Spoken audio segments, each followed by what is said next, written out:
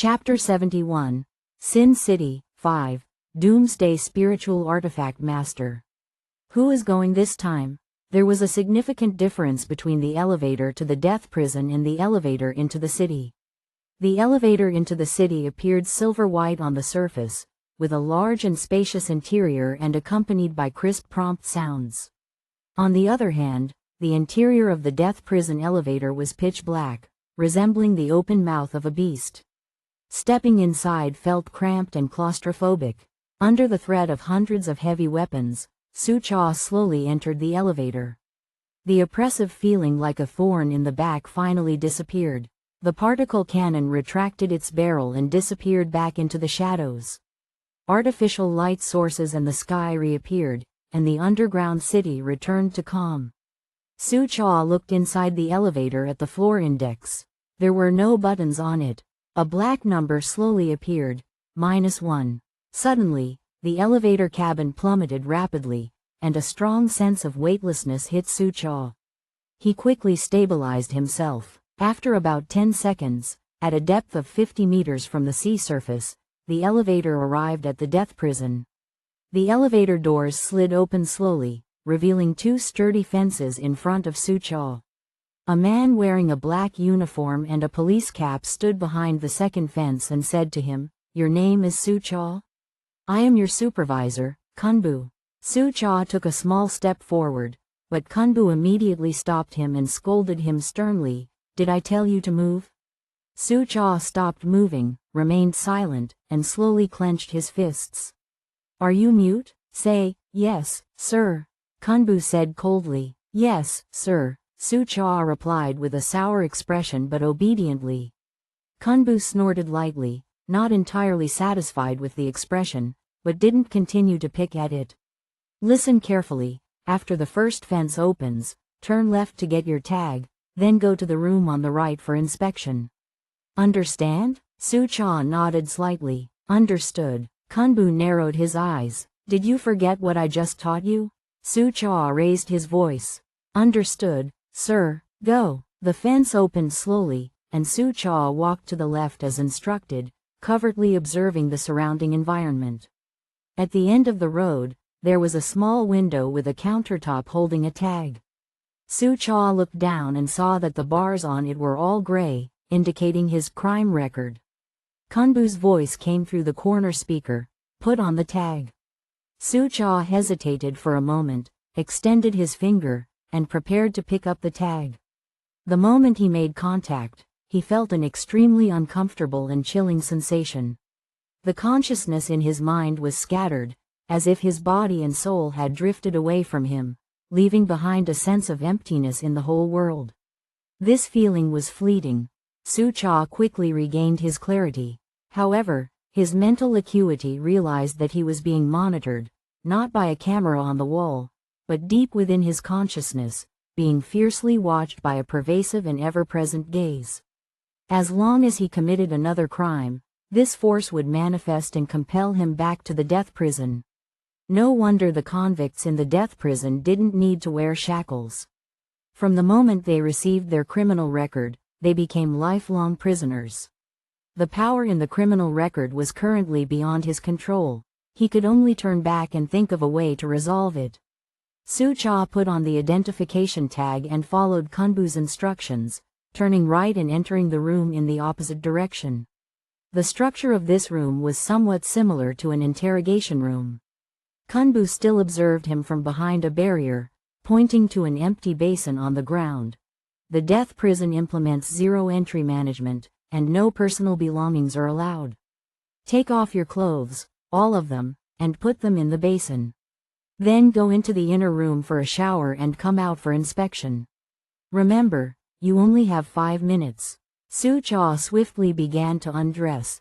His coat, belt, pants, combat boots, the dagger strapped to his calf, the hidden dagger in his shoe, and even the concealed weapons Song K had intentionally given him, all clattered into the basin. In the end, only his underwear remained. Kunbu glanced at him. The man behind the barrier was tall and muscular, with a solid body and no excess fat. When he turned around, the fierce black snake tattoo on the back of his neck gradually revealed itself. Looking further down, the man's back was covered in scars, with hardly a patch of unblemished skin. Some scars were so pronounced that just by looking at them, one could imagine the brutal circumstances at that time. The rainforest, Kunbu's eyes flickered, and he thought to himself, seems like a tough one. Sucha entered the bathroom, cold water pouring over him. He had a brief moment to contemplate. From what he could see so far, the management of the death prison was very primitive, and the way of incarceration was similar to other cities on the surface.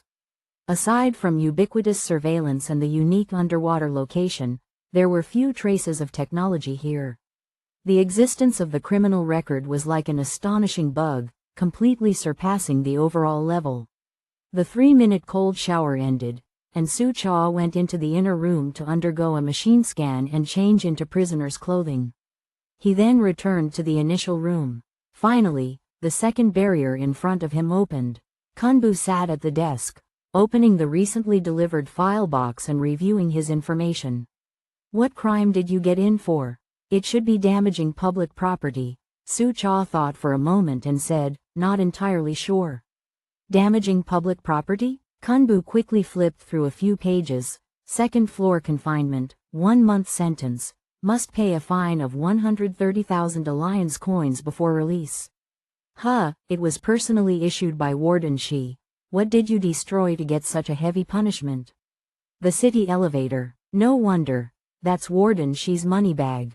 Kunbu put down the documents in his hand, clasping his hands against his chin, looking particularly serious. I don't care about your identity outside. As long as you're in the death prison, you belong to me. I advise you to behave and not cause trouble for me. Understood, Sucha said, quickly adding, Sir. Kunbu was satisfied with his obedience. Since you're a newcomer, I can give you some guidance. Do you have any questions? Yes, Sucha nodded. How many floors does the death prison have in total? Why do you want to know this?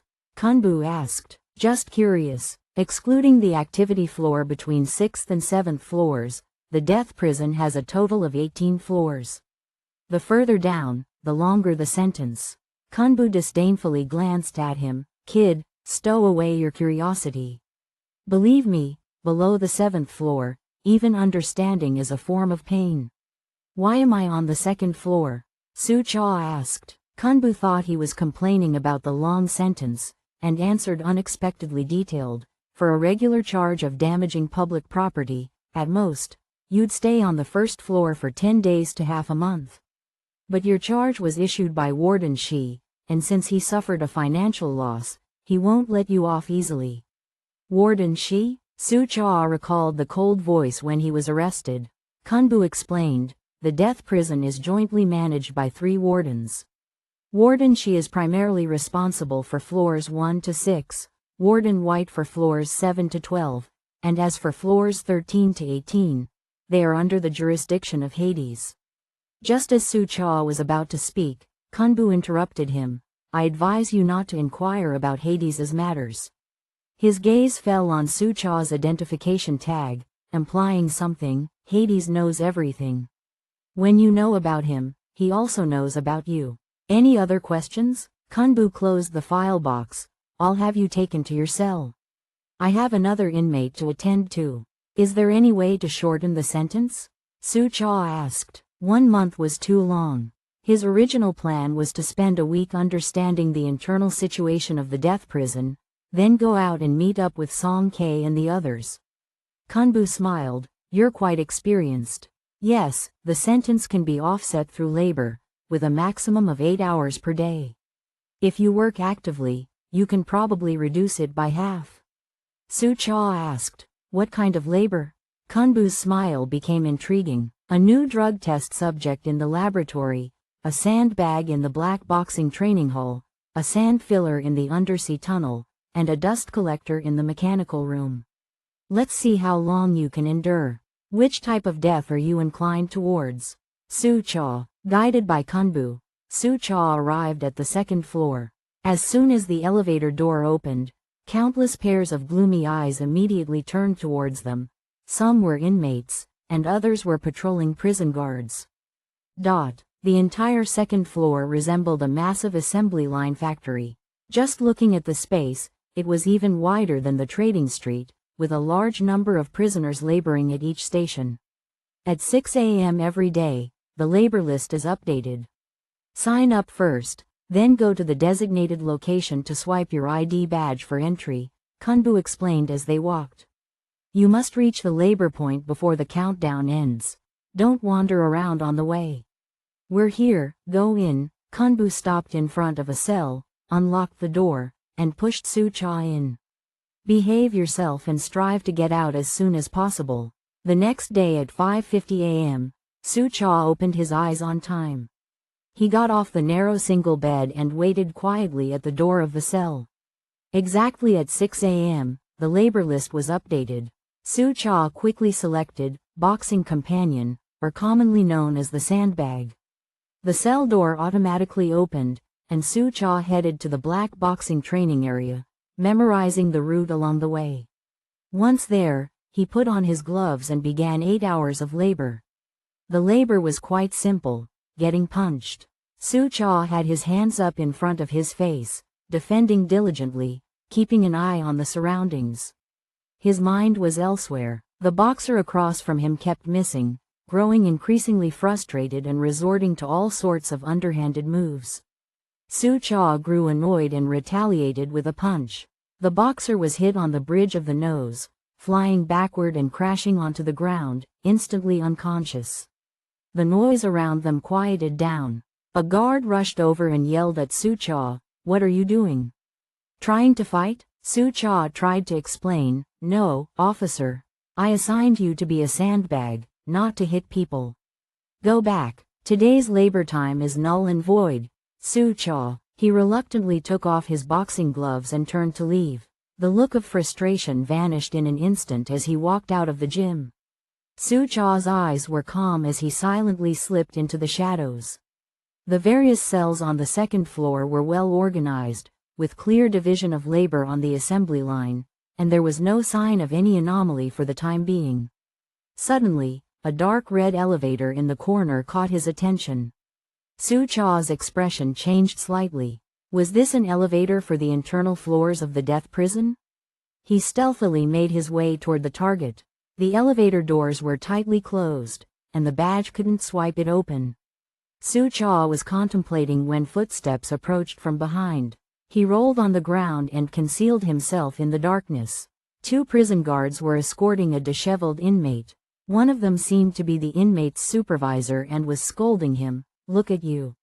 You're about to be released in less than half a month, and you're causing trouble at this critical juncture.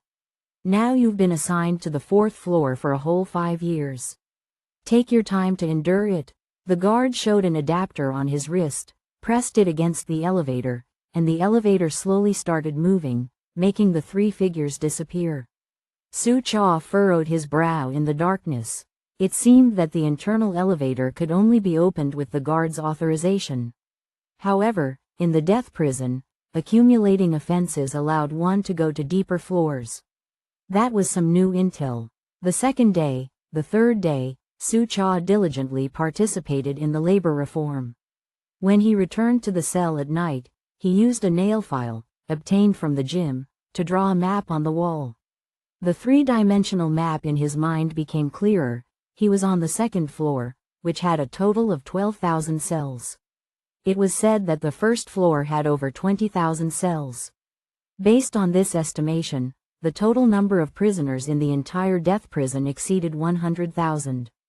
Floors 1 to 6 were considered the light crime zone, 7 to 12 were the medium crime zone, and there was an open activity area between levels 6 and 7 for recreational activities. As for below the 12th floor, there was currently no available information. Su-cha carefully recalled and documented every detail, then smoothed the wall with the nail file. The scope of the death prison was even larger than he had anticipated, many times larger, making it incredibly challenging to find someone inside. He didn't know where that person, Liu Xiaoyu, was being held. Judging by Zhuang Qingyan's description of his offenses, he was likely below the 7th floor. Ellipsis. 8 days later, Su-cha was released. Kunbu handed back his clothes at the elevator entrance. Make a fresh start when you go out. Don't come back in, Su-cha said in a low voice. Sir, I have one more question. During this time, Su-cha had behaved himself, and Kunbu found him more pleasing than when he first arrived, so he casually answered, What's the question? How long have you been here as a supervisor? 7 years. 7 years. Enough time for the outside world to undergo drastic changes, such as the apocalypse, the appearance of zombies, the collapse of cities. Yet, the death prison seemed like a still pool with no ripples, unchanging except for the constant influx and outflow of prisoners. So, do you remember the names of all the inmates you've come into contact with? Who would bother remembering such things? Kunbu said nonchalantly. If you can't recall, just check the records. Su-cha nodded. No need, sir. See you next time. He stepped into the elevator. Kunbu stood still for 2 seconds, then suddenly realized, Kid, what do you mean by, see you next time? See what? The pure black elevator rose slowly, and Su-cha recalled the information he had gathered over the past few days. Ding! After reaching sea level, he stepped out. By the seaside, 5 people of varying heights were waiting for him. Zhuang Qingyan and Fang Jishu were talking and looked up at him. Lin Yuyu and Xu Xing were arguing, dissatisfied, discussing who kicked the blanket last night. Standing on the raised platform, Song Ke noticed him and waved. Hey, we're here to pick you up after your release. Su-cha, who hadn't spoken much in the past 8 days, cleared his throat, feeling the darkness of the death prison slowly receding from him.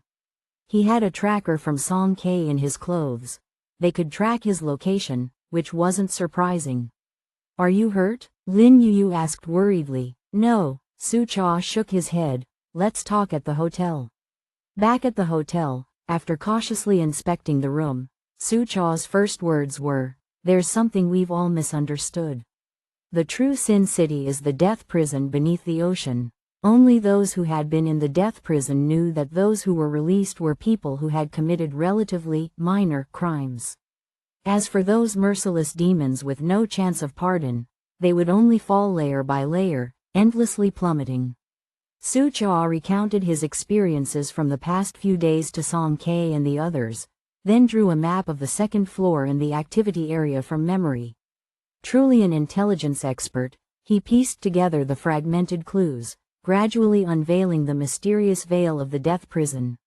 Zhuang Qingyan analyzed. From the 2 maps, the activity area is nearly 1/3 smaller in size than the second floor. The death prison should be an inverted cone. Lin Yuyu exclaimed, Are you saying the death prison has 3 wardens, each in charge of different monitoring levels? We have to undress to enter? Xu Xing was puzzled. I suggest we don't waste time in the underground city. Su-cha suddenly spoke amidst the chatter and discussion. We should all enter the death prison. Chapter 72. Sin City, 6. Doomsday Spiritual Artifact Master. Of course together, we should all enter the death prison. Su-cha usually didn't like to talk, but unexpectedly, he scared everyone as soon as he spoke.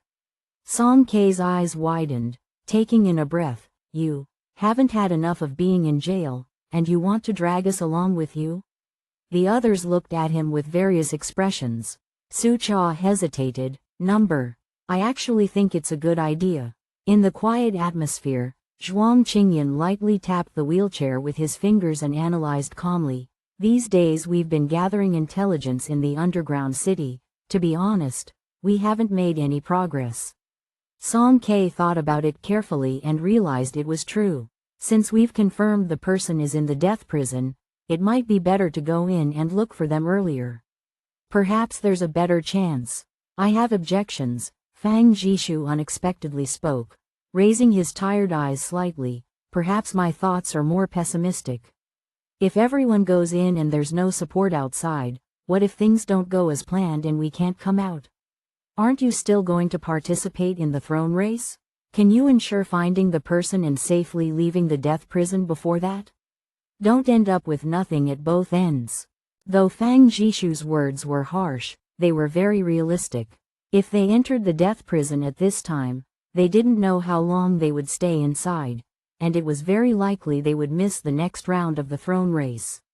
For Song Ke, Zhuang Qingyan, Xu Xing, and Fang Jishu, participating in the competition was not so urgent, but for Lin Yuyu, she had always wanted the opportunity to make a wish to Ilya. Lin Yuyu knew they were waiting for her answer. She was torn inside, as if standing at a fork in the road. She had always thought that the throne race was the only hope to heal her loved one, so she tried her best to fight for the slim chance. But now, things had taken a turn.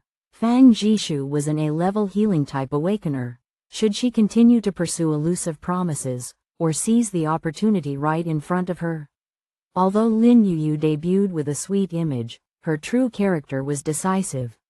She gritted her teeth and confirmed, "Hey, Fang Jishu, we'll kill the person you want us to kill, and you promise to help us heal, right?"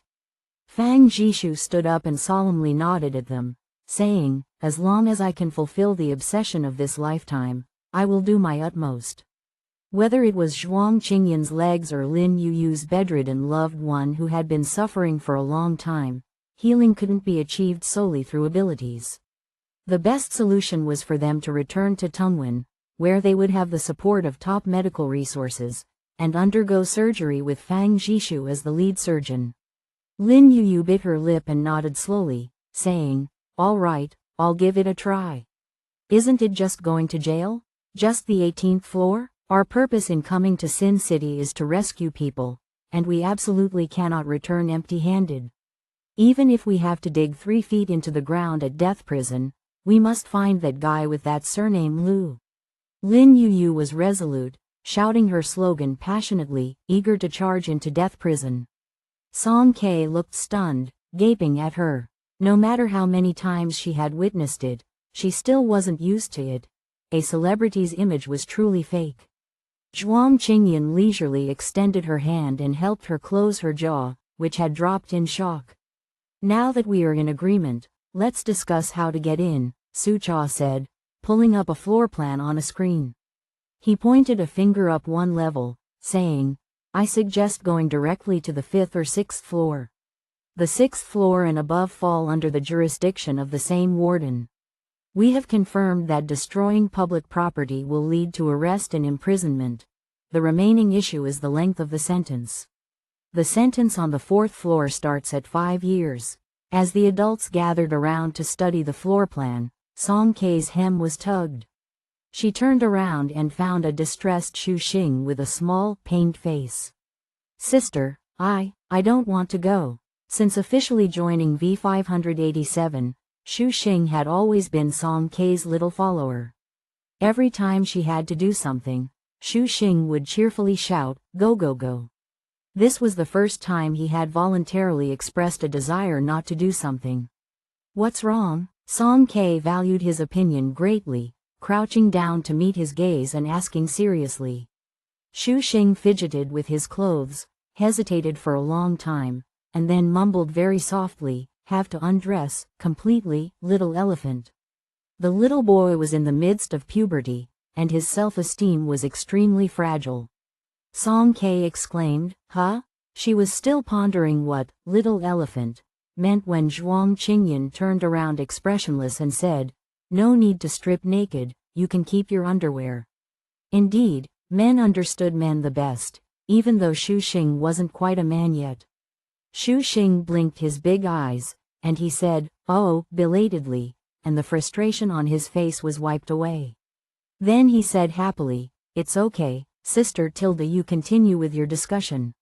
Song Ke exclaimed, "Aw?" The trading street was brightly lit, bustling with people. Cheng Yi was loudly discussing business with someone when a group of people approached from a distance. The young girl at the front waved at him and shouted joyfully, "Cheng Yi. We've come." Cheng Yi looked left and right, behaving like a thief, and quickly ran over to cover the girl's mouth, leading them to a nearby deep alley. "Shush, keep it down. Do you know how much trouble you're attracting? I'm just here for business, not to get involved in your affairs," she warned.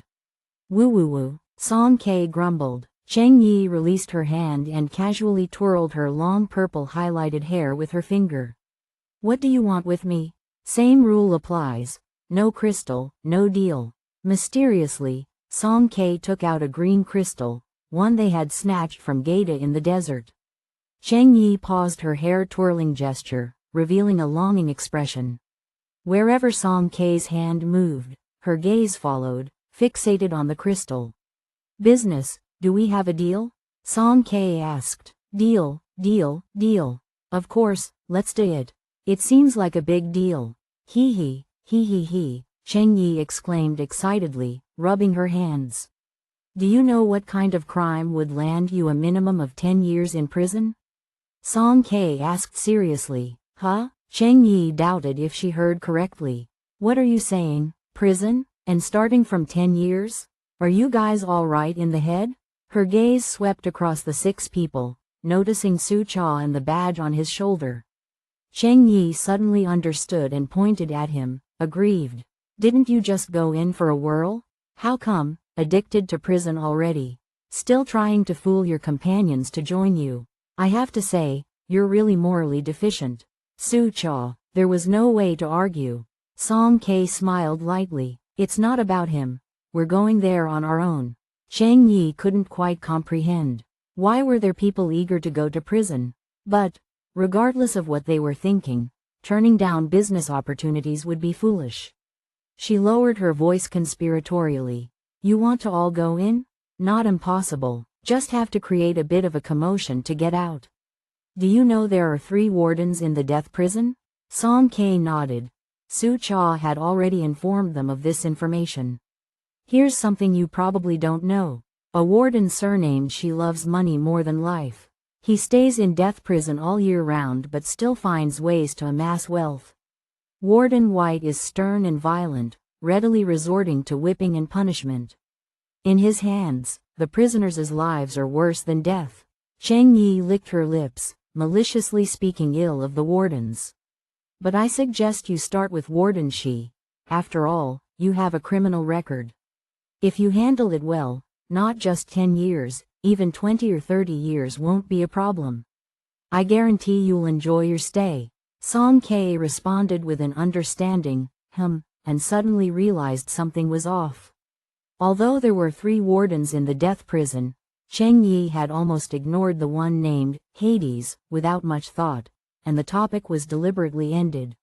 She exchanged a glance with Zhuang Qingyan and saw him shaking his head slowly. Song K understood without further probing and skipped over this matter. Cheng Yi leaned out and looked around the mouth of the alley for a long time, making sure no one was eavesdropping. Then she smiled darkly. I know where Warden She's lifeblood is. Song K and the others were led to a splendid building that was not yet open. Beside an exquisite signboard, there was a line of small characters written in decorative script. Rose Auction House. Zhuang Qingyan read the name in a low voice. Cheng Yi sneered, crossing her arms. The name seems quite fragrant, doesn't it? Unfortunately, what goes on inside is nothing but the dirty business of human trafficking. Half-fish people, zombies, fierce beasts, foreign SL*vase, and kidnapped young boys and girls. Life here is the lowest of commodities. As long as you're willing, you can buy all sorts of bizarre goods. This is the most important money bag for Warden She. After saying this, there wasn't any particular reaction from Song K and the others. Instead, they huddled together and whispered, seeming to have some disagreement. Cheng Yi tapped her fingers on her arm, waiting for a full 10 minutes, but the people on the other side didn't come up with a decision. A hint of imperceptible impatience flashed in her eyes. Just as Cheng Yi was getting impatient, Zhuang Qingyan stepped forward from the crowd, smiling meaningfully at her. Manager Cheng, we want to enter the death prison, and there are other ways we can explore. But using us so blatantly, you've got quite a scheme going. Yeah, now that she was found out anyway, Cheng Yi admitted openly, I do have ulterior motives. I've been fed up with this place for a long time. But I'm a businesswoman, and businessmen are fundamentally profit-driven. I haven't deceived you. The Rose Auction House is indeed the lifeblood of Warden Shi. As long as you destroy it, none of you can escape, and you will all be thrown into the death prison. This cunning merchant had finally exposed a flaw, and Zhuang Qingyan being Zhuang Qingyan, how could he easily let this opportunity pass, taking advantage of the situation to drive a hard bargain? Since Manager Cheng wants us to work for you, can you show some sincerity first? This kind of place, tisk tisk, it's not easy to handle. Zhuang Qingyan was calm and composed, while Cheng Yi appeared conflicted. The negotiation roles reversed, and they remained in a stalemate for a while. In the end, Cheng Yi gritted her teeth and said reluctantly, "Fine, I will only charge you for the information and send you in for free. But let's make it clear, if the operation fails, you absolutely cannot implicate me. Anyway, I won't acknowledge it."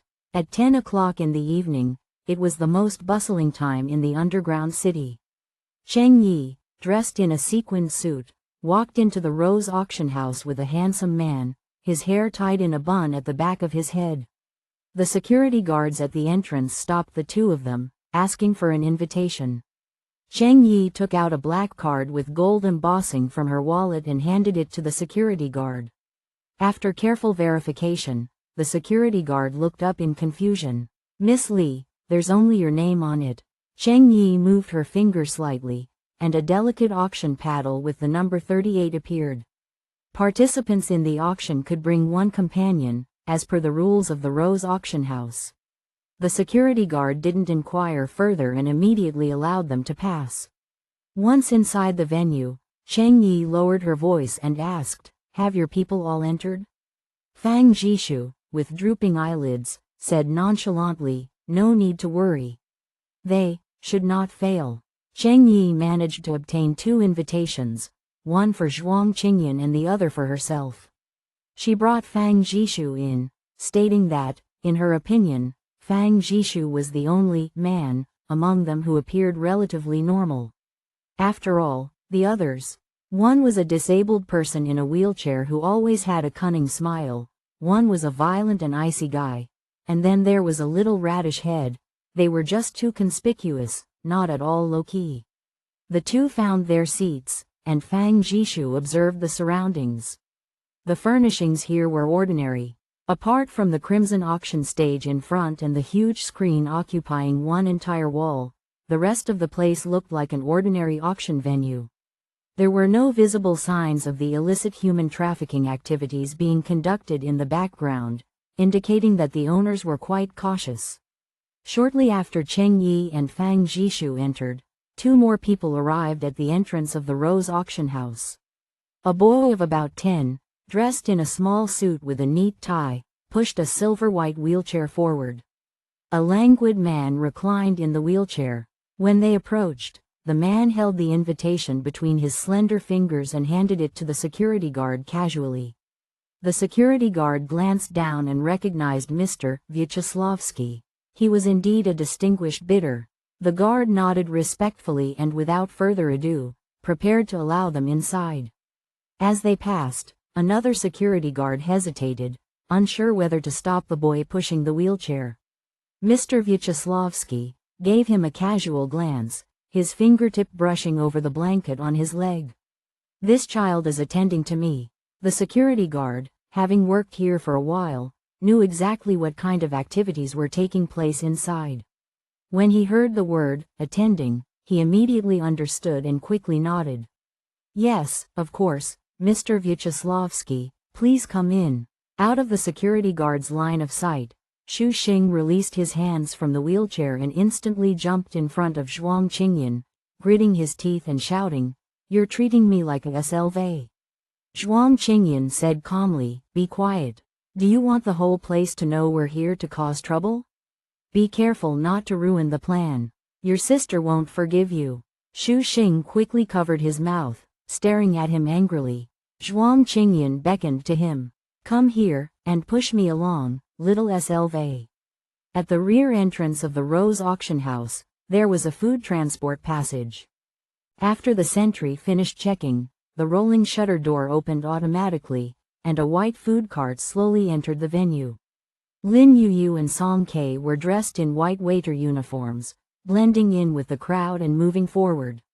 "You two, stop," the captain of the food delivery team suddenly stopped them. Song Ke's footsteps halted, her right hand subtly moving towards her uniform pocket. "You're here to deliver vegetarian meals? You need to go to the other side, don't get it wrong." "Okay," Lin Yu said, lowering her head and nodding obediently. Song Ke breathed a sigh of relief and put her right hand back by her side. She and Lin Yu exchanged a glance, and Lin Yu playfully winked at her. The two of them quickly disappeared into the passage. At 11 o'clock in the evening, the auction officially began. An auctioneer with slicked back, shiny hair stepped onto the stage gracefully. "Good evening, esteemed guests. Welcome to the 278th Specialized Auction at Rose Auction House. I am Alan, a registered auctioneer of the Alliance. All the items for tonight's auction can be viewed in the catalog next to you. Without further ado, let's begin the bidding." Alan clapped his hands, and the backstage staff immediately wheeled in a massive iron cage. The first item tonight to make its appearance, Pure White Grace, sourced from District C75, features 6 innocent and pure teenage girls. "I can almost smell the fragrant scent they exude," Alan said, his expression intoxicated as he sniffed the air. "Only available for bundled sale, starting bid at 50,000 Alliance coins." The curtain was raised, and the girls inside the iron cage were suddenly exposed to the light, trembling in fear and huddling together. "Scum," Lin Yu cursed from behind the curtain. She looked up, and Song Ke had successfully climbed to the top steel beam, signaling her to get ready. Lin Yu scanned the seating area, quickly finding Fang Jishu and Cheng Yi, Zhuang Qingyan and Xu Xing, and signaled back to Song Ke that the 4 people were in position. Now they were just waiting for Su Cha. Pure White Grace was eventually sold for 350,000 Alliance coins. However, as a display, the sold item would remain temporarily in the venue and would be handed over to the buyer after the auction ended. Alan energetically introduced the second item. "Next up, we have quite a behemoth. Attention to all pet lovers." The closed compartment covered with black cloth was wheeled in, and Alan vividly explained, "Straight from District F180, we have the deep crimson sand scorpion. Everyone, please take a look." He tore off the curtain, gradually revealing the monstrous creature inside. The scorpion, with a length exceeding 2 meters, entirely golden in color like a spider, was trapped in a transparent container, its sharp stingers banging against the walls. This is not an ordinary scorpion but a one-of-a-kind mutant scorpion. Everyone, please carefully observe its golden eyes. This unique pet will make you stand out wherever you go. As a gesture of goodwill, we will give the buyer a strong electric shock device, ensuring that it behaves obediently, transforming into a little sheep. Alan imitated the posture of a scorpion, exaggeratingly twisting his body. Laughter intermittently emerged from the buyers' seats. Bang! The mutant sand scorpion hit the wall again. Alan glanced at it nonchalantly and turned his head to continue shouting. "Starting bid is 300,000 Alliance coins, with increments of no less than 10,000 each. I bid 310,000. I'll offer 330,000. I'll take it for 350,000. The mutant sand scorpion was eventually auctioned for a staggering 560,000 Alliance coins and, like the 6 girls, was pushed to the display area to wait. Now, for the upcoming item, Exotic Allure. This is a rare sight once in a century, Alan said with a suggestive expression. Without further ado, let's first look at the actual item, and then I'll introduce it to everyone slowly. The black iron cage was once again pushed onto the stage, and a slender young man appeared in the center of the stage. He was extremely beautiful, with damp black hair clinging gently to his ears. His pupils were amber like honey. The upper half of his body was so white that it seemed to glow, but from the waist down, it was surprisingly a dark green, coiled snake tail. Alan's voice was unusually excited. The third item, coming from ULab Laboratory, is the mutant, snake-tailed youth. Song K, hanging on the beam, suddenly looked down. In the buyer's seats, Zhuang Qingyan also frowned slowly. U-Lab Laboratories had branches across various districts in the Alliance, not just the one near Tungwen. The Tungwen branch primarily focused on genetic research, while this snake-tailed youth clearly originated from U-Lab's division specialized in human research. The snake-tailed youth held onto the railing with both hands, his clear eyes gazing outward, seemingly puzzled about his situation, innocently tilting his head. His actions stirred the crowd, igniting an unprecedented wave of bids.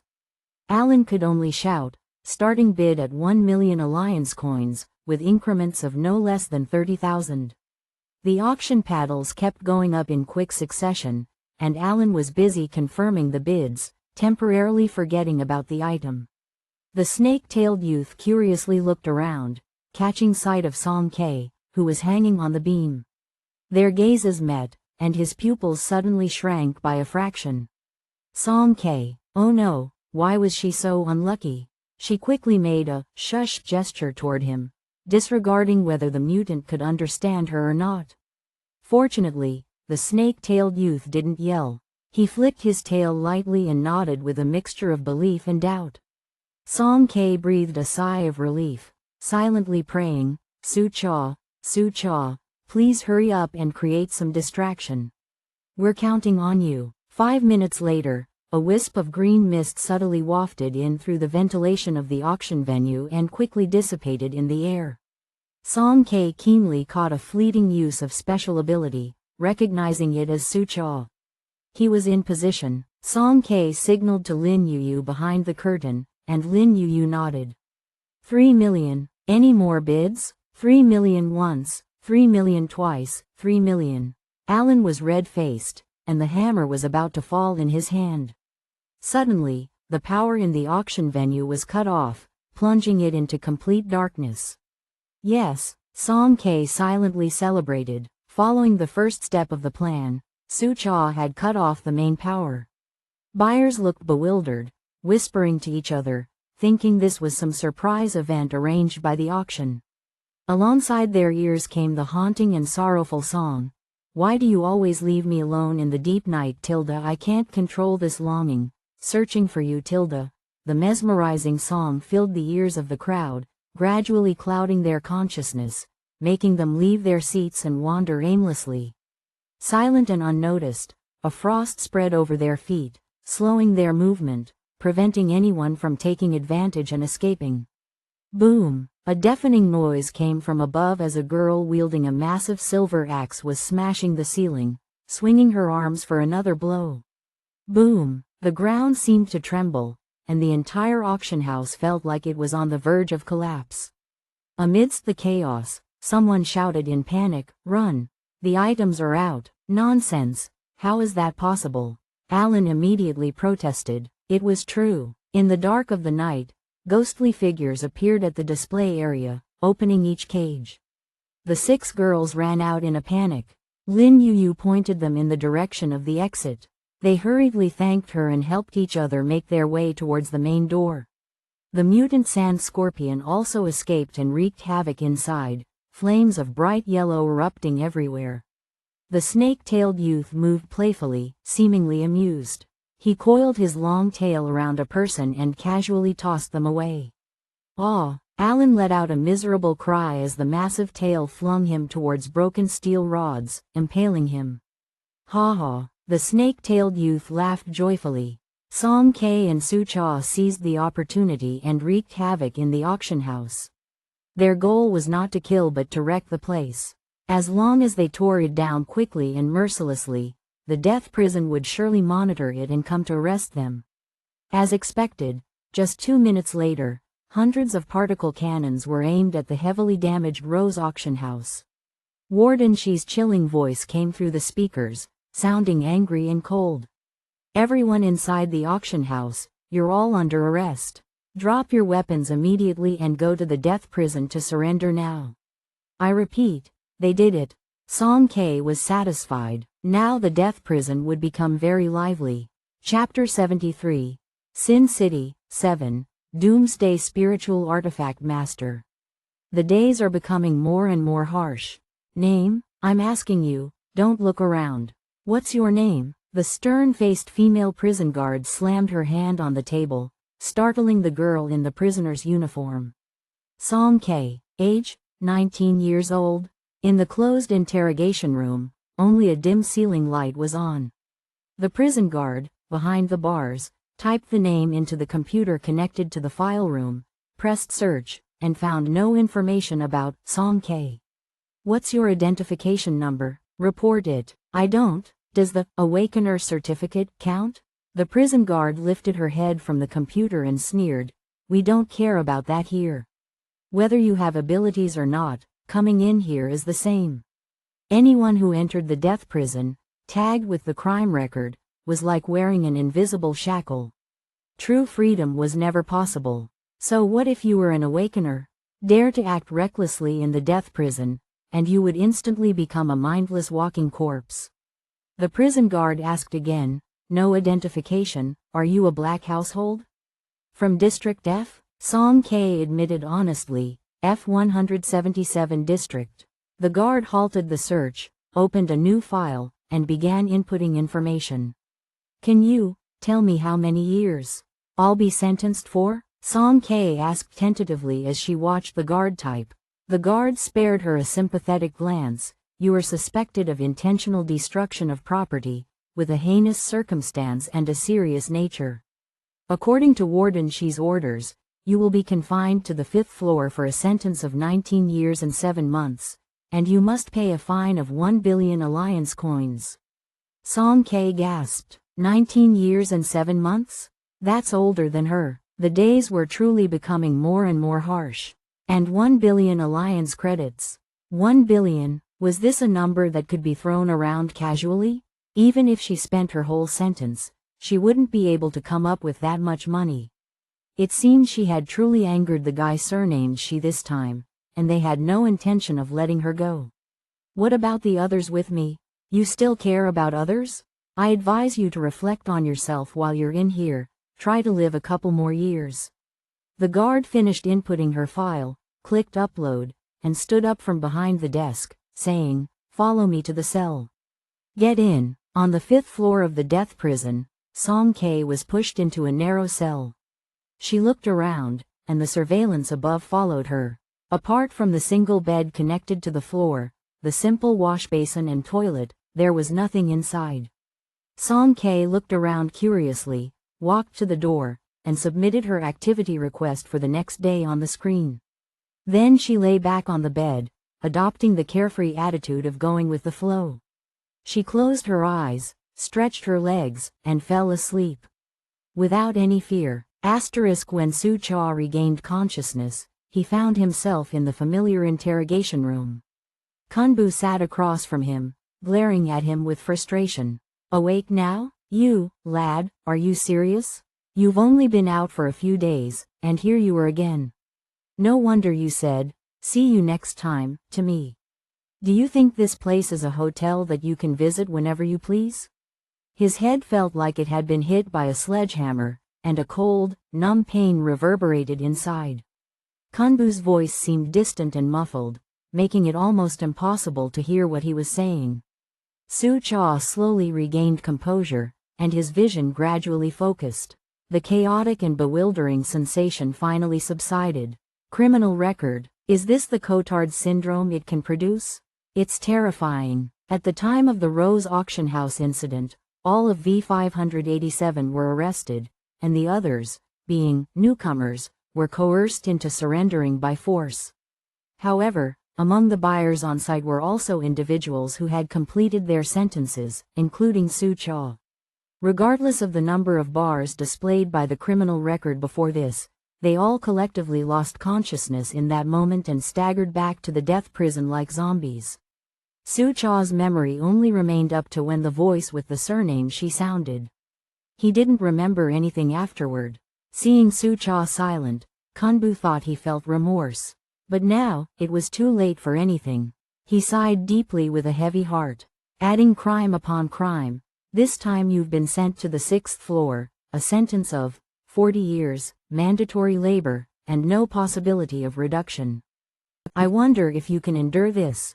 The cells on the sixth floor were even more cramped, resembling solitary confinement rooms. There wasn't even a bed inside, and given Suchaw's height, he could only crouch, and turning around was difficult. He activated the light screen at the door, but the labor option was crossed out and turned into an unselectable gray. Fortunately, he could still apply for activities, but the conditions were more stringent, limited to once a month. Suchaw submitted his activity request for the next day. On the second day, when the activity time arrived, Song K lined up in the corridor. All the inmates who had submitted applications were taken to the mezzanine by the prison guards. She was looking forward to it, taking quick small steps. Inadvertently, she stepped on the heel of the inmate in front. The startled inmates slowly turned around, wearing an angry expression and clenching their fists, saying, "Be more careful. Avoid trouble, 19 years and 7 months. Song K silently recited her sentence in her mind. Then she took a step back, bowed her head, and gestured with exaggerated hospitality, saying, "Please, please."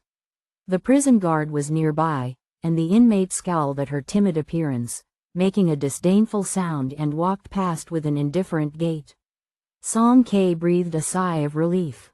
In the quiet reading room, Song K walked briskly. As she passed a handsome man sitting in a wheelchair reading a newspaper, she silently slipped a kunai into his collar. Continuing forward, she pushed the door into the coffee shop. A woman with long curly hair was waiting in line for coffee. Song K stood behind her, and their fingertips touched lightly, and another kunai was discreetly handed over. Song K casually found a table and sat down. The slender man across from her was focused on building blocks. Song K looked elsewhere, placing the kunai at the edge of the table. When the man picked up the blocks, he naturally picked up the kunai. The two faced each other without any communication. Shortly after, the man in the wheelchair, the woman with long hair, and the boy who came in happily holding the prison guard's hand all coincidentally sat at the same table. The activity time was only a short hour, and one person was missing.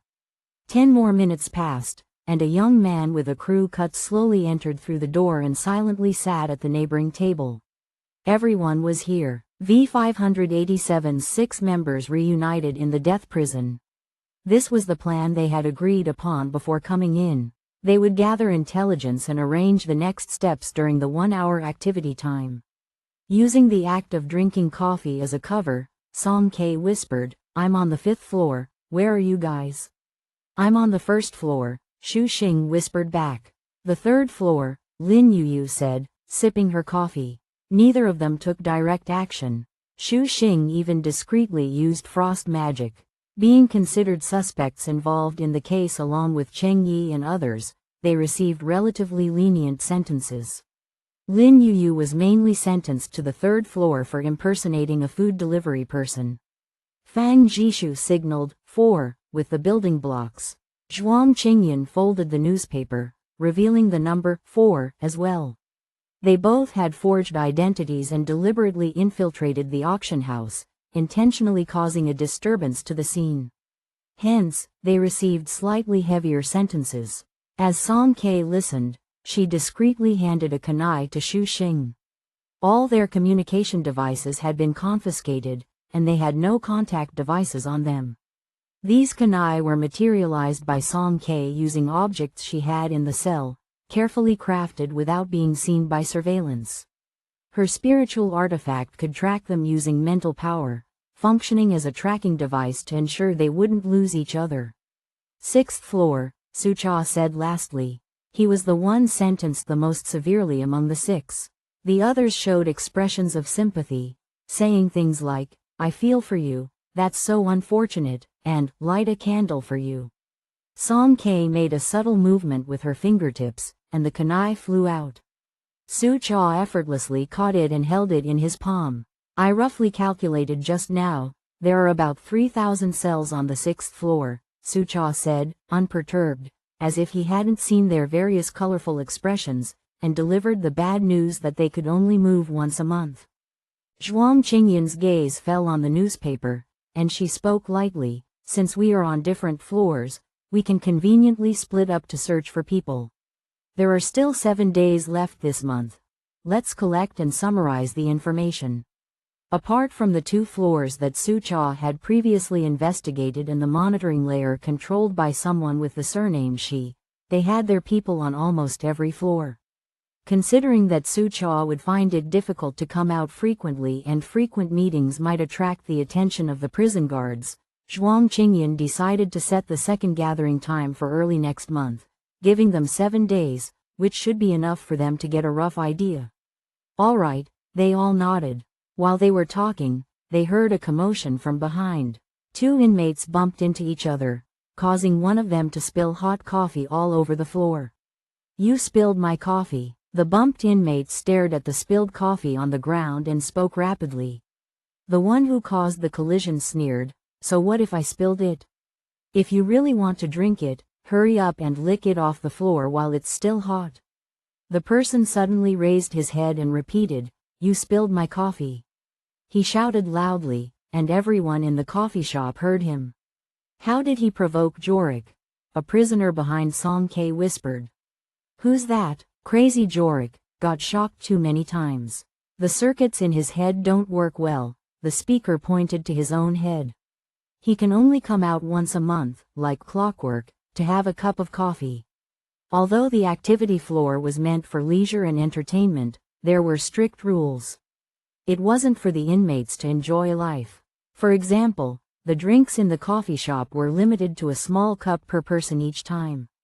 If they missed it this time, they would have to wait for the next activity day. Listening to the conversation between the 2, this Jorik seemed to be locked up on the 6th floor as well. This time, he missed his coffee and would have to wait another month. Jorik didn't look very old, with fair skin and a pampered appearance. He stared at the blistering on his hand, muttering softly, "You spilled my coffee." After saying these words, Jorik suddenly exploded. He mounted the person who bumped into him, raised his fist high, his veins swelling, and his mental force bursting forth. In the presence of everyone, Jorik's smooth arms were covered in dense fur, sharp fangs grew in his mouth, and he instantly transformed into a half-wolf creature. He then pummeled the person's face with punches, blood splattering everywhere. Broken teeth and shattered bones flew out continuously. In just a few minutes, the arrogant inmate had no chance to fight back and was beaten to death on the spot. Jorik continued to punch, repeatedly saying the word, "coffee," in his mouth, pounding the other person's skull, leaving it concave. "Shape-shifting ability," Zhuang Qingyan murmured. A sharp whistle sounded from the speaker. Suddenly, Jorik's criminal record displayed 5 bars. He rolled on the ground in pain, clutching his head. All the inmates in the coffee shop were affected by the armband, experiencing dizziness, palpitations, and other discomfort. Song K frowned slightly, suppressing the restlessness of her mental power and looking towards her companions. Zhuang Qingyan was an S-class mental power awakener, experiencing the least impact. There was hardly a ripple in his eyes. Lin Yuyu, Fang Jishu, and Xu Xing felt slightly uncomfortable but were within controllable limits. Only Su Cha had a more intense reaction than all of them. He clenched his fists, pressing them against the table, trembling all over. "The power of the criminal record has been amplified," Zhuang Qingyan said coldly. In the underground city, the limit of the criminal record's effect was 1, but in the death prison, it was almost doubled, and strengthened to 10. After a while, the invisible sound waves disappeared. Su Cha's breathing gradually calmed down, signaling to them with his eyes that everything was fine. As for Jorik, he lay on the ground with a vacant look, appearing even more foolish. Suddenly, shouts came from the entrance of the cafe. "The warden is here." Sitting together was too conspicuous. Song K and her companions immediately stood up in unison, pretending not to know each other. 2 men wearing black overcoats, exuding a different aura from regular prison guards, strolled in slowly. Song K focused her gaze. The person on the left was slightly shorter, and the eyes under the police hat were as cold as a snake. The nameplate on his shoulder read, "Shi Liang." On the right, with a red, freckled face and a bulbous nose from alcohol abuse, it seemed like he had a bad temper. His name was William White. White took a step forward, looking at Jorik lying on the ground, and the body that was covered in blood and unrecognizable. His eyes flashed with hostility as he said, "You bastard." The blood-stained whip was raised high, seemingly about to strike Jorik. A short cane blocked his movement, and Shi Liang calmly said, "White, he's a prisoner from the 6th floor.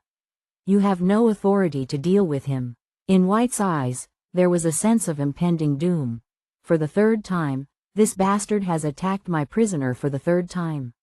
Shi Liang, since you can't control your dog, why don't you just throw him down to the 7th floor? I'll teach him a lesson for you. Shi Liang sneered, "No need." Song Ke took small steps backward, retreating to the inmate who had just spoken. They muttered to each other, "Jorik always causes trouble whenever he comes out. Why not just let White deal with him? Hey, that guy surnamed She can't let him go. Jorik's family is very wealthy. They contribute a lot of money every time they visits. He's like a golden goose laying eggs. Even if he causes trouble, he's only pressed down to the 6th floor." This was an unexpected discovery. So, different floor wardens couldn't interfere with each other? Song Ke thought to herself as she lowered her gaze. Shi Liang looked around at the inmates watching the commotion. Wherever he looked, the voices disappeared without a trace. The inmates were afraid of him, avoiding his gaze. Shi Liang raised his voice, "Today's activity time is over. Everyone, return to your respective floors immediately." Following the crowd, Song Ke walked towards the exit, suddenly feeling a chill down her spine. She turned around, and Shi Liang's cold gaze lingered on her and Su Cha for a moment longer. Chapter 74. Sin City, 8. Doomsday Spiritual Artifact Master. Have you ever had manhelling coffee? Death prison. In a lavishly decorated large office, Shi Liang flipped through some documents and casually asked, "The criminals who vandalized the Rose auction house and were caught a few days ago, have they paid their fines?" "The buyers on the 1st floor have mostly paid and been released, but the 2 with the heaviest sentences haven't paid anything," the prison guard replied. "How much do they still owe?" Warden, they haven't paid a single cent," the guard replied. Shi Liang paused for a moment, his expression darkening. "Understood. You can leave for now." After a long silence, he said slowly. Once the others left, Shi Liang pulled up the files of the 2 individuals. Song Ke, F177 district, black household, with a wallet cleaner than her face. Su Cha, E170 district, formerly worked as a bodyguard in C72 district, heavily in debt after paying off previous fines. Penniless, Shi Liang muttered coldly as he tore the papers of the 2 individuals into shreds, his expression grim. Talented professionals are always in demand wherever they go. On the 4th floor, Fang Jishu quickly found a job as an assistant to the prison doctor. Of course, he didn't need to personally perform any procedures. He just had to stand by, handing over instruments. The doctor, with graying hair, had a rough and aggressive treatment style. If a prisoner pretended to have a stroke, epilepsy, or numbness, he'd directly use a needle to draw blood, forcing them to stop the act and escape with cries of pain. When prescribing medication for the prisoners, the dosages were clearly not meant for regular use by humans. Fang Jishu glanced at the doctor but remained silent. Was this doctor a veterinarian before? Unfortunately, the old prison doctor was quite confident in himself, humming a tune and finding time to chat with Fang Jishu. "Young man, do you know what's most important about being a doctor here?" "What? Remember this, it's not about curing people, it's about not letting them die. Dealing with these rascals, I have plenty of experience. Back when I first entered death prison, I even helped Lord Hades with his gout." Fang Jishu was taken aback. This old prison doctor could openly mention Lord Hades? He sensed an opportunity and tentatively asked, "How long have you been working here?" "Let me think. About 20 years, I suppose." The doctor reclined in his chair, closed his eyes, and reminisced sadly. Have you met that person? Of course, anyone with over 10 years of experience has more or less encountered Lord Hades. Aren't you afraid to mention? I've noticed others don't dare. Humph, the old prison doctor snorted. That's because they have guilty consciences, afraid Lord Hades will find out. Lord Hades knows everything and is all-powerful. Among all the former wardens, he has the most experience. He's much more formidable than those two, to be honest. I'd say Death Prison is what it is today because of him. The old prison doctor scoffed disdainfully. It's just that in recent years, his health hasn't been great, so he hasn't been very active. Those two monkeys have been jumping around in his absence. Fang Jishu contemplated this. 7 days later, outside the activity floor's cafe, 6 inmates gathered furtively. Let's share our findings, Zhuang Qingyan said, flipping through a magazine at a rapid pace. No luck on the first floor. People come and go too frequently, and I can't keep track, Xu Xing said, looking tired and rubbing his eyes. He hadn't had time to sleep in the past few days, and dark circles were forming under his eyes. Considering Lu Xiaoyu's distinctive ice-colored eyes as a dominant trait, it should have been easy to find him. The first floor held inmates with minor offenses, so the likelihood of him being there was indeed very small. No luck on the third floor either. I tried all the labor areas, unless he's been staying in his cell the whole time, Lin Yuyu said, her expression serious. I have some other findings. I don't know if they'll be useful. Fang Jishu shared the information about Hades. Zhuang Qingyan turned a page in the magazine and analyzed in a hushed voice. From what it seems, there's a difference in status among the 3 wardens. The one who's rarely seen, Hades, should have the highest authority in Death Prison. There was very little information about Hades, and it was too mysterious to be their main focus on this mission. They had to put it aside for now. Song Kei raised her hand quietly, catching the attention of the others. I haven't found him either, but I have noticed that there are very few awakeners here. Moreover, the further down the floors, the fewer there were. Su Cha nodded in agreement.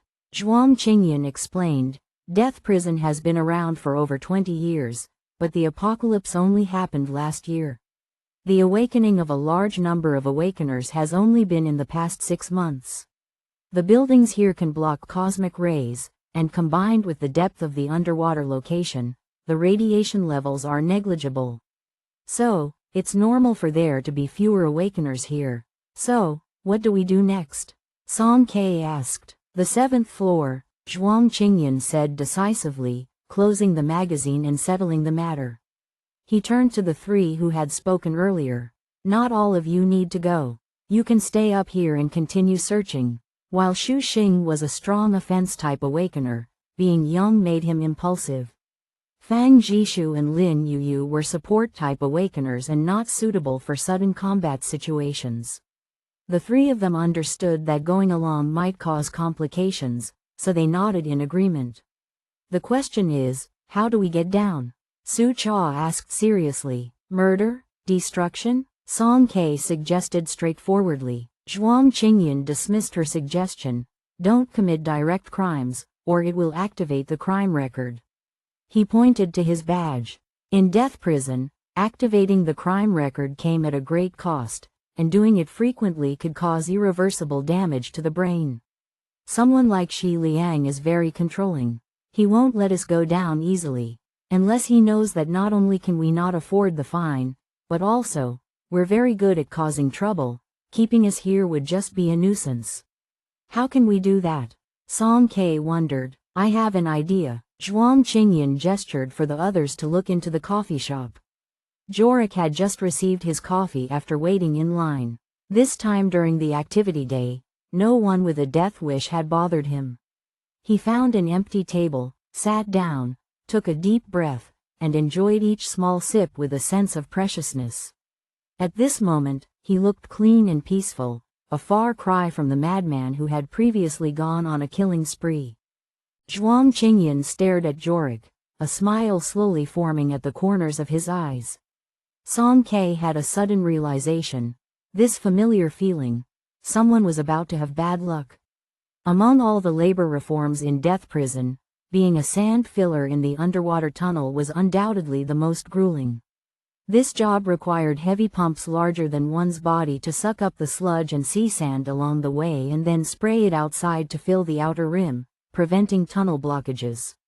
Most of the inmates doing this were sent for forced labor. Su-cha wore a safety helmet and quietly moved near Jorik, contemplating the upcoming task and dreading the words that Zhuang Qingyan insisted he memorize. It was giving him a headache. Like a spy meeting, Su-cha lowered his voice and quickly said, "Have you ever had manhelling coffee?" Jorik, diligently sucking up the mud, paused and slowly looked up. "What's that?" "It's a unique variety from C43 district's mandolin. It has high richness, low acidity, a strong and rich flavor with a hint of herbal aroma. It offers a multi-layered experience, first a subtle sweet bitter taste, then a pleasant mild sourness, and finally, a lingering sweet fragrance." Jorik swallowed. "But compared to manhelling, I prefer the geisha coffee produced by the Jade Estate. It's the aristocrat of coffees, blending natural floral and fruity scents with a hint of citrus sourness.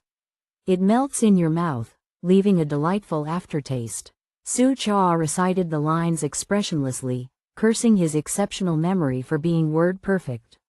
Jorik was captivated, and he let go of the pump, allowing the sand to scatter all over the floor.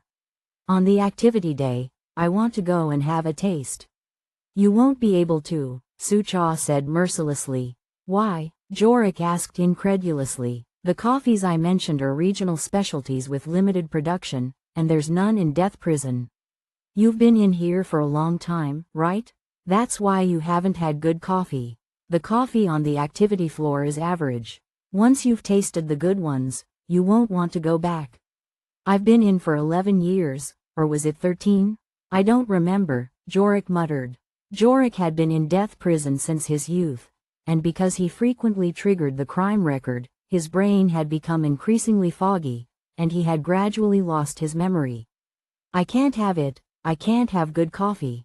Jorik repeated these two sentences, his expression growing more and more manic. A brief moment of clarity seemed to return to his memory, followed by deep confusion. Why was he in death prison? Why had he stayed in death prison for so many years? Jorik remembered everything. His father's death, leaving behind a lot of money, being the sole heir, his uncles finding him, telling him there were problems at home, asking him to hide in death prison for a while, and promising to get him out soon. Why hadn't anyone come to get him? Jorik hugged his head in pain and squatted down. "I heard that during the sand clearing today, the passage from the monitoring floor above will open. How do I get there?" "Oh right, just follow this path all the way, take a left, and then another left, repeating this 5 times, and I'll reach the sea level. When I get out, I must have a cup of geisha coffee from the Jade Estate." Su-cha dragged the heavy pump, mumbling to himself as he walked away. Jorik stared blankly at the end of the underwater tunnel. "Warning, warning, prisoner escape in progress." A piercing alarm suddenly echoed through death prison. Jorik ran forward recklessly, ignoring everything, reaching the end, taking a left, reaching the end. Just 4 more times, and he could go out for coffee. He had just opened the passage on the 5th floor when the crime record lit up red, emitting intense waves. Jorik screamed in pain, covering his head and rolling on the ground. When he stood up, his expression was vacant, and he had forgotten what he was supposed to do. Sand clearing, sand clearing. Jorik turned around and walked back, his steps slow and hesitant. "Jorik, Jade, coffee, do you still want to have some?"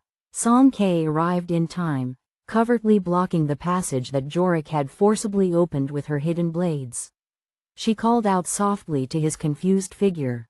"Sand clearing, Jade." Suddenly, Jorik roared towards the sky, his upper body transforming into a werewolf. Thick fur covered his face and arms, and his powerful limbs touched the ground. He punched the transparent wall with such force that it cracked, and the cold seawater rushed in. Jorik passed by Song K and raced towards the 4th floor in a frenzy. Go for it, Jorik. I believe in you. Song K clenched her fists and cheered silently, placing high hopes on him. In the 4th floor office, a prison guard hastily put on his clothes, calling his colleagues using a communicator as he rushed out. Jorik has escaped and damaged the underwater tunnel. Quickly contact the warden. I'm on my way. He ran so fast that he didn't notice what was underfoot. He slipped and fell hard, the communicator tumbling to the ground, sliding several meters away. The prison guard gritted his teeth and looked up, only to discover that some malicious cleaner had spilled cleaning liquid all over the corridor, making it impossible to stand on. A few meters away, a prisoner in a wheelchair was leisurely mopping the floor at the end of the corridor. The prison guard yelled angrily, "Come over here." His voice suddenly stopped, as if something cold and sharp had pierced his brain. The prison guard's eyes went blank and he fainted on the spot. Zhuang Qingyan slid over to the officer and said, "Officer, are you heading back to the office? Let me escort you in." The crime record flickered briefly, detecting no anomalies, and dimmed once again.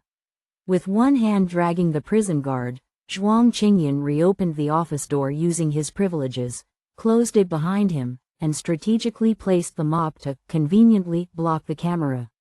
He moved to the computer, accessed the archives, and swiftly began reviewing all the inmate records. Shi Liang's face darkened, his black coat creating a sharp silhouette as he walked in, a storm brewing around him. Where is Jorik? He was apprehended on the 2nd floor, completely out of control. He couldn't even be controlled by the crime record. We had to use particle guns. Is he dead? Shi Liang's gaze seemed to be murderous. No, the prison guard stammered nervously. He's not dead, but it'll probably take a year or 2, maybe 3 to 5, for him to recover. What about the damage to the underwater tunnel? Shi Liang inquired about another pressing matter. There are 5 leaks and 37 cracks. And Jorik also destroyed 3 internal elevators. Estimated losses exceed 10 billion. The prison guard dared not meet Shi Liang's gaze. Why did Jorik suddenly go insane? After a pause, Shi Liang's hoarse voice echoed. We don't know. When we were apprehending him, he kept shouting, "Jade! Jade? What kind of jade?" Shi Liang looked at the surrounding prison guards, all of them wearing perplexed expressions. Someone tentatively suggested, could it be some kind of jade from an ancient civilization? But Jorik had been in the death prison for over a decade. Suddenly showing interest in jade? It seemed absurd. Jade Estate was a newly established aristocratic coffee brand in the Alliance in recent years. It was also a niche variety meticulously selected by Zhuang Qingyan. Sin City was inherently isolated, and these prison guards naturally didn't know that it was actually the name of a coffee brand. Shi Liang's face seemed to have hardened into ice. Check the surveillance footage. Check all the cameras, frame by frame. Yes, stop. Shi Liang raised his hand, freezing the frame on a fleeting image of Su Cha and Song K. What did they say to Jorik? The two passed by Jorik, mouths moving rapidly, clearly engaged in a conversation. I can't hear clearly, but the crime record didn't trigger, so it's probably not something significant, right? The crime record could only monitor overt criminal behaviors and couldn't recognize covert activities. Shi Liang slowly closed his eyes, feeling the rage building inside him. His instincts told him that Su Cha and Song K were somehow involved in Jorik's escape. These two paupers not only couldn't squeeze out a penny, but they also caused him losses exceeding 10 billion. 10 billion, Shi Liang's heart was bleeding.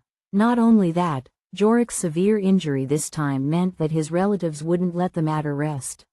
If he indeed died, those who facilitated his entry, including Shi Liang, would never see a penny of their share again. Shi Liang was furious. Immediately, execute. Warden Shi, an elderly prison guard, interjected, for matters not determined by the crime record, if you act recklessly, aren't you afraid that the Lord will know about it and you won't be able to explain it? Death prison is not your place. Shi Liang stared coldly at the speaker. Are you threatening me? I wouldn't dare, just reminding you. The old prison guard maintained his composure. Warden, there's another inmate who entered with them, and there seemed to be some issues. Another subordinate rushed over to report. Who else? The guard brought up another surveillance feed. In the footage, a prison guard in uniform suddenly fell, clatteringly, and the man in the wheelchair, kindly, helped him up and escorted him into the office. Then, the surveillance turned pitch black. Xi Liang crushed the cup in his hand. Not right, something is wrong. He glanced at the elderly prison guard and gritted his teeth. Throw them down to the 7th floor and hand them over to White. Chapter 75. Sin City, 9. Doomsday Spiritual Artifact Master. Welcome ceremony. In the swiftly descending elevator, 3 prisoners in prison uniforms looked at each other quietly. Peeved Tilda, after a while, Song K couldn't help but laugh. You're really wicked. Jorik, would you like some coffee from the Jade Estate, Tilda? Song K elongated her tone, imitating Zhuang Qingyan's tone, and repeated slowly. Zhuang Qingyan raised an eyebrow, letting her joke. After all, it was his idea to incite Jorik to escape.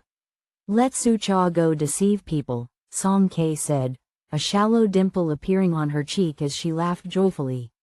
Su Cha was suddenly reminded of a dark history and stiffened, silently looking at the elevator wall.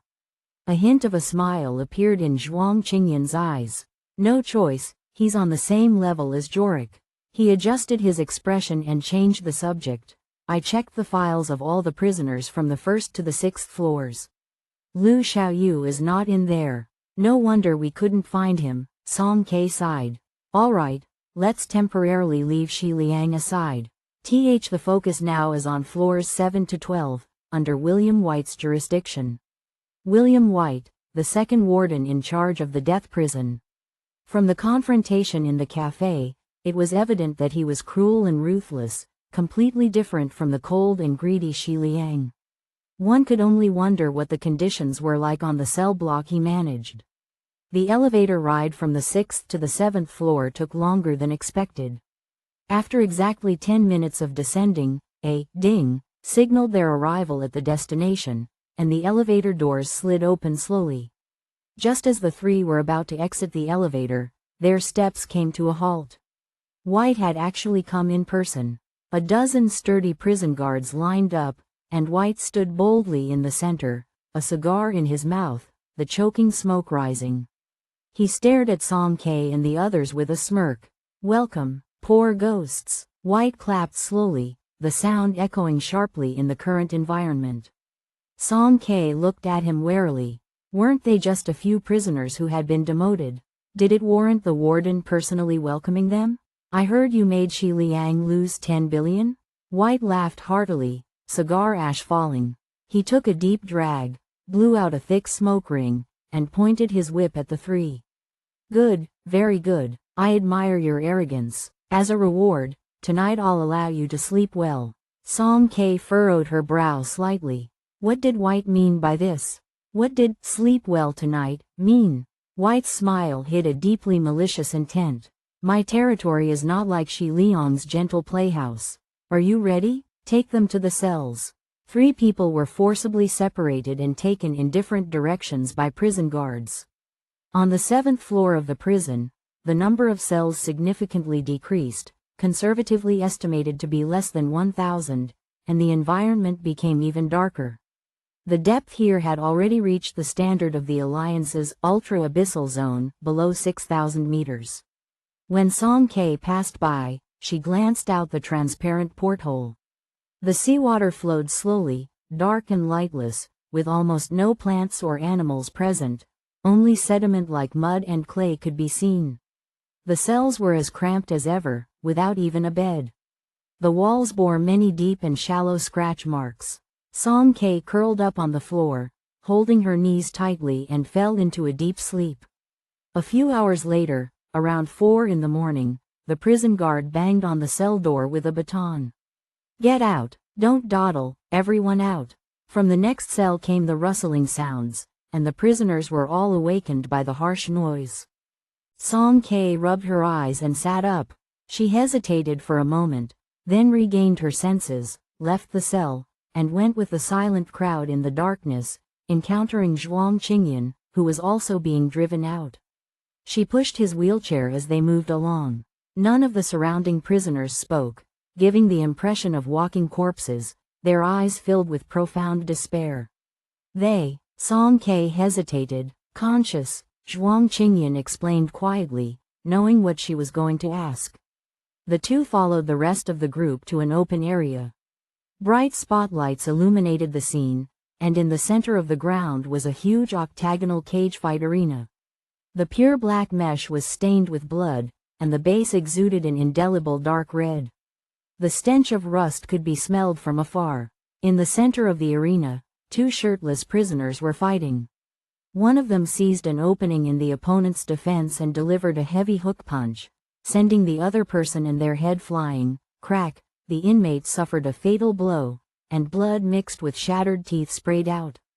In the strong light of the spotlights, it seemed like an outpouring of flying insects. The bloody scene made Song Ke physically uncomfortable. The prisoners gathered outside the octagonal cage were excited, their faces flushed, fingers grasping the mesh and desperately reaching inside, cheering, mocking, pushing. Various voices echoed incessantly, as if they couldn't wait to rush in themselves the next moment. However, such people were only a small part. More of those who came in with Song Ke and the others were silent, avoiding eye contact. The scene was distinctly divided into two extremes. On one side was a cruel celebration where the vibrant life disappeared before their eyes. On the other side was a numb wait, waiting for death to descend upon them at any moment.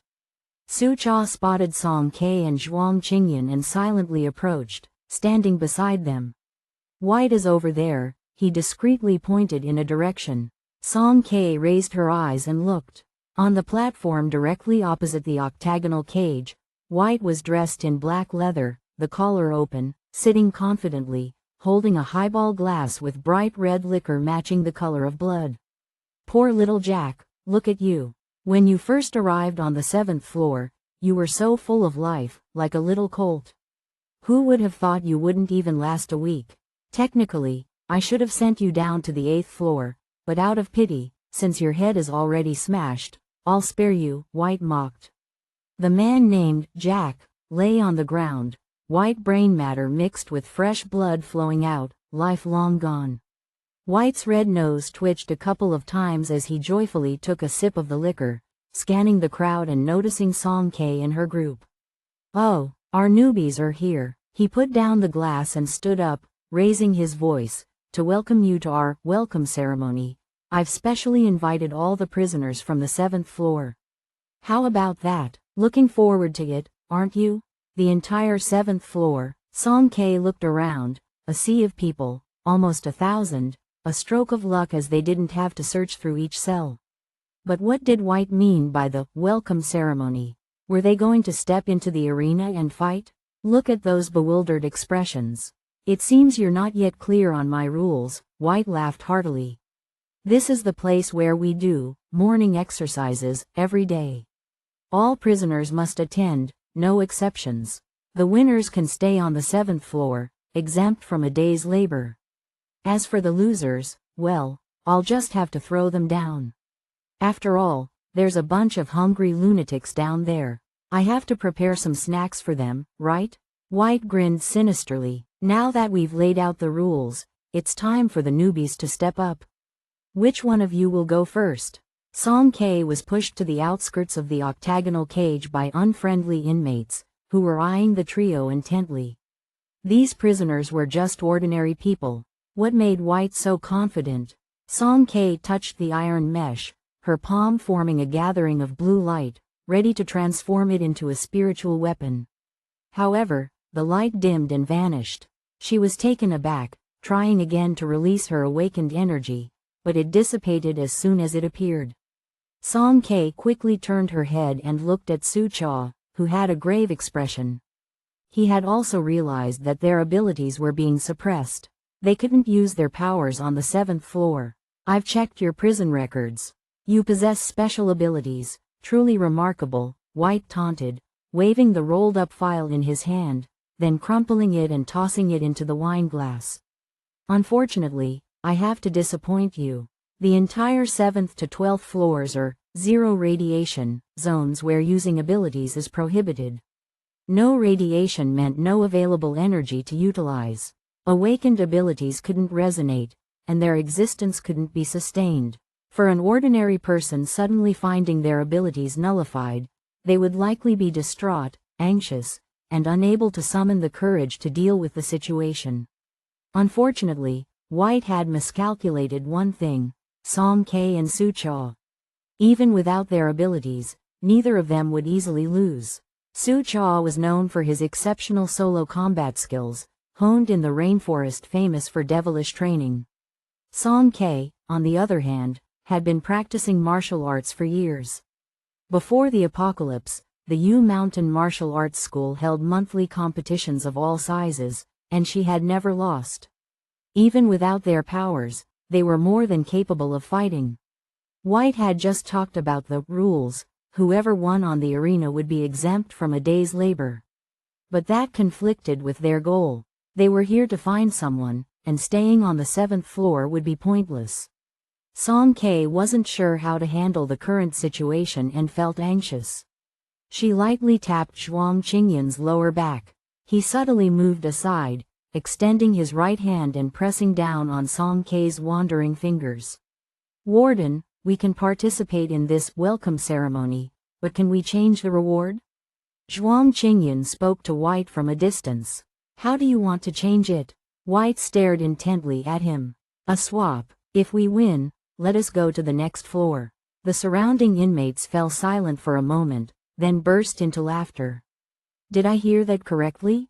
He's tired of living and wants to go to his death? You'll regret this, boy. When you're lucky enough to go down, you'll find that the 7th floor is a paradise." White looked at him with a mocking expression as if he were looking at a fool. "All right, I'll grant your wish." Su Cha leapt onto the combat arena. His opponent was Orson, who was said to have already achieved 10 consecutive victories before today. Orson was a massive man, muscles like hills, standing over 2.5 meters tall, with a width twice that of Su Cha. Su Cha attacked swiftly, delivering a spinning kick to Orson's abdomen. Orson had a sturdy lower body and stood firm like a mountain. Su Cha then retracted his leg and threw hooks from both sides at Orson's face. Orson smirked, grabbing his arms and violently yanking, lifting Su Cha off the ground. He was then slammed and hit the iron mesh, causing the octagonal cage to shudder, emitting a buzzing sound. Orson clenched his fists, roaring like a wild ape, spitting around the person lying on the ground. The inmates around shook the mesh, making a clanging noise. Su Cha got up from the ground, still maintaining a calm demeanor. His previous move was just a test. The more Orson underestimated him, the worse he would lose. Su Cha, like a hidden black snake in the shadows, stopped initiating attacks and instead became elusive. He constantly moved, seeking opportunities from various cunning angles, appearing in positions Orson couldn't anticipate with his colossal and cumbersome body. Suddenly, Su Cha made a rapid stop behind Orson's head. Like a predatory snake, he opened his sharp fangs, wrapping his legs around Orson's waist, choking his throat with one hand and pressing his head with the other, twisting and turning left and right. Orson's eyes widened in disbelief as he witnessed his own head being separated from his body, slowly falling to the ground. Outside the octagonal cage, the inmates who were cheering moments ago fell into stunned silence, staring in disbelief at Su Cha, who had swiftly turned the tables. White's face darkened as he walked down from the high platform, whipping out the thorny whip from his waist. Snap! The whip with sharp barbs lashed towards the previously cheering inmates, who now screamed in agony. Snap! Snap! The relentless whipping sounds continued one after another. White showed no mercy, and the scalding blood splattered on his face. He did not blink, resembling an executioner in front of all the prison guards and inmates, brutally lashing those prisoners who had cheered for Orson to death. Song K's heart turned cold, shivering. That red whip. No, perhaps it wasn't originally red but stained red with fresh human blood. After venting his anger, White turned towards the three of them, speaking in a grim tone. Next. Song K questioned, "Why? We've already won." "What do you mean, why?" "I said each and every newcomer has to participate, including him. Don't even think about evading." The sharp wind of the whip approached, aimed directly at Zhuang Qingyan sitting in the wheelchair. Song K slowly clenched her fists. Zhuang Qingyan was a mental power user and was never suited for physical combat. Now, with his abilities nullified, he was at a severe disadvantage. Making him fight was akin to sending him to his death. White did this on purpose. He had no intention of letting them off. Stepping forward, Song K stood in front of Zhuang Qingyan. "I'll go in his place." "What did you say?" White scratched his ear, suspecting he had misheard. "I said, I'll go in his place." Song K's tone was firm. White sat back on the high platform, scrutinizing the two individuals in front of him with an enigmatic expression. The emotionless man in the wheelchair and the delicate-looking girl with slender arms and legs, a fragile figure that could be easily toppled by a gust of wind. Quite the pair of ill-fated lovers, performing a tragic drama in front of him. There's even a scene of sacrificing oneself for love. "You'll go in his place? All right then." White cracked a chilling, cruel smile. As the octagonal cage opened, two menacing-looking inmates simultaneously leapt in. White's smile turned cold and cruel. "Want to be a hero, huh? I'll grant your wish. Let's see if you have what it takes."